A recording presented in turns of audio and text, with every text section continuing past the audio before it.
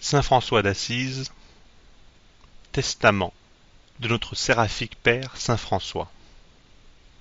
Le Seigneur m'a donné à moi, frère François, la grâce de commencer ainsi à faire pénitence.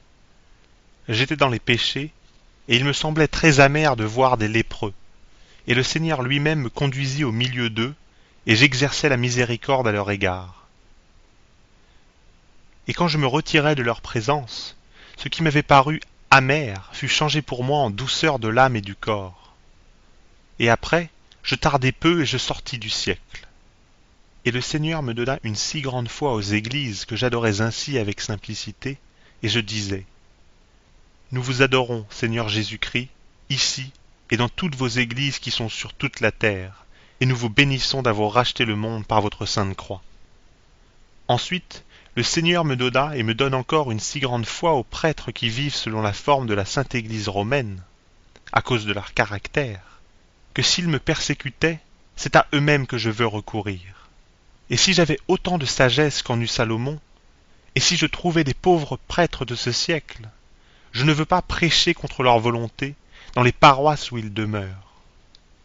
Et eux, et tous les autres, je veux les craindre, les aimer et les honorer comme mes seigneurs.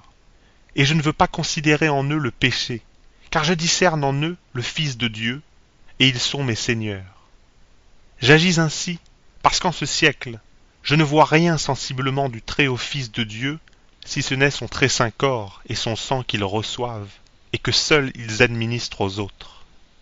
Et je veux honorer par-dessus tout ces très saints mystères, les vénérer et les placer dans les lieux précieux. Quant au très saint nom de Seigneur et à ses paroles écrites, partout où je les trouverai dans des endroits inconvenants, je veux les recueillir, et je prie qu'on les recueille et qu'on les place en un endroit honnête. Et tous les théologiens et ceux qui nous dispensent les très saintes paroles divines, nous devons les honorer et les vénérer à l'égal de ceux qui nous communiquent l'esprit et la vie. Et quand le Seigneur m'eut donné des frères, personne ne me montra ce que je devais faire, et le Très-Haut me révéla que je devais vivre sous la forme du Saint-Évangile. Et je la fis écrire en peu de paroles et simplement, et le Seigneur Pape me la confirma. Et ceux qui venaient embrasser cette vie donnaient aux pauvres tout ce qu'ils pouvaient avoir. Ils étaient contents d'une seule tunique rapiécée dedans et dehors, à volonté, avec la corde et les braies. Et nous ne voulons pas avoir davantage. Nous, clercs, nous disions l'office comme les autres clercs. Les laïcs disaient les paternosters, et assez volontiers nous restions dans les églises. Et nous étions simples et soumis à tous.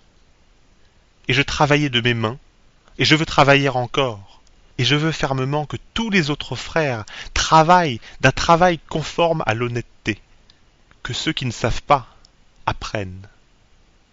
Non pour le désir de recevoir un salaire de leur travail, mais pour le bon exemple et pour chasser l'oisiveté.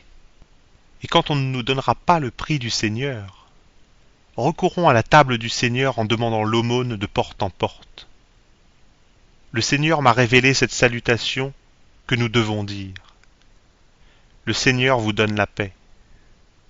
Que les frères aient soin de ne pas recevoir pour eux d'églises, de pauvres demeures ou autres constructions bâties pour eux, si elles ne sont conformes à la sainte pauvreté que nous avons promise dans la règle, demeurant ici-bas comme des hôtes, des étrangers et des pèlerins. Je commande fermement par obéissance à tous les frères, quelque part qu'ils soient, de ne pas oser demander des lettres à la cour romaine par eux-mêmes ou par personne interposée, ni pour église, ni pour un autre lieu, ni sous prétexte de prédication, ni pour cause de persécution contre leur personne. Mais partout où ils ne seront pas reçus, qu'ils s'en aillent ailleurs pour faire pénitence avec la bénédiction de Dieu. Et je veux fermement obéir au ministre général de cette fraternité et au gardien qu'il lui aura plu de me donner. Et je veux être tellement lié entre ses mains que je ne puisse aller ou agir contre ses ordres et sa volonté, parce qu'il est mon maître. Et quoique je sois simple et infirme, cependant je veux toujours avoir un clerc qui récite l'office comme il est dit dans la règle, et que tous les autres frères soient tenus d'obéir d'eux-mêmes à leurs gardiens et de faire l'office selon la règle. Et si l'on trouvait des frères qui ne feraient pas l'office selon la règle et voudrait la varier en quelque manière ou ne serait pas catholique, que tous les autres frères, quelque part qu'ils soient et en quelque endroit qu'ils trouvent l'un d'eux, soient tenus par obéissance de le conduire au custode le plus voisin du lieu où ils l'auront trouvé, et que le custode soit tenu fermement et par obéissance de le garder étroitement jour et nuit comme un homme en prison, de telle sorte qu'on ne puisse l'enlever de ses mains, jusqu'à ce qu'il le remette lui-même personnellement aux mains de son ministre, et que le ministre soit tenu fermement par obéissance de l'envoyer par des frères qui le gardent jour et nuit comme un prisonnier et le présentent au cardinal d'Ostie qui est maître, protecteur et correcteur de toute la fraternité. Et que les frères ne disent pas « Ceci est une autre règle ». C'est un souvenir, un avertissement, une exhortation. C'est mon testament que moi, petit frère François, je vous laisse à vous, mes frères bénis, afin que nous observions plus catholiquement la règle que nous avons promise au Seigneur, et que le ministre général et tous les autres ministres et custodes soient tenus par obéissance de ne rien ajouter ou retrancher à ces paroles. Et dans tous les chapitres qu'ils tiendront, quand ils liront la règle, qu'ils lisent aussi ces paroles. Et à tous mes frères, clercs et laïcs, je demande fermement et par obéissance de ne pas mettre de glose à la règle ni à ces paroles en disant « elles doivent ainsi s'entendre ». Mais comme le Seigneur m'a donné la grâce de dire et d'écrire purement et simplement la règle et ses paroles, ainsi, purement et simplement, comprenez-les et mettez-les en œuvre jusqu'à la fin avec sa sainte grâce. Et quiconque observera ces choses, qu'il soit rempli au ciel de la bénédiction du Très-Haut Père céleste, et sur la terre qu'il soit rempli de la bénédiction de son bien-aimé Fils et du très Saint-Esprit Paraclet et de toutes les vertus des cieux et de tous les saints. Et moi, frère François, votre petit serviteur, autant que je le puis, je vous confirme au dedans et au dehors cette très sainte bénédiction. Ainsi soit-il. Note du traducteur. Voici la bénédiction accordée au lit de mort par saint François aux frères Élie et à l'ordre.